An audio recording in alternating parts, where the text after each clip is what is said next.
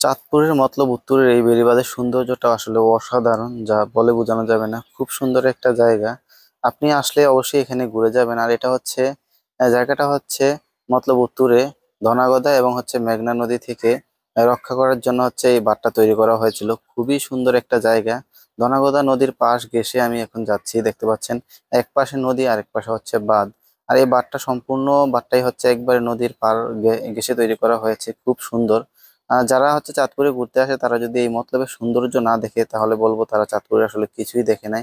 কারণ এই জায়গাটা এতটাই সুন্দর, যা বলে বোঝানো যাবে না। একেবারে নদীর পাশে আপনি যদি পরন্ত বিকেল বেলা আসেন তাহলে এই নদীর পাড়ে বসে আপনি এই নদীর সুন্দর দৃশ্য উপভোগ করতে পারবেন, সাথে হচ্ছে মৃদু হাওয়া আপনি উপভোগ করতে পারবেন। খুবই সুন্দর একটা জায়গা। দেখতে পাচ্ছেন এখানে মানুষ বসে আছে মাচা তৈরি করে। আর এই জায়গাটা নদীর পাড়ে হওয়াতে খুবই সব সময় শীতল থাকে। একটা সময় ছিল এই রাস্তার দুই পাশে প্রচুর গাছপালা ছিল। তো গাছপালা থাকার কারণে ইঁদুরে হচ্ছে গর্ত করে ফেলতো, যার জন্য বাঁধ ক্ষতিগ্রস্ত হতো। সেজন্য হচ্ছে এই গাছপালাগুলো কেটে ফেলা হয়েছে। প্রায় বহু বছর আগে এই গাছপালাগুলো কেটে ফেলেছে, পরে আর গাছ লাগানো হয়নি।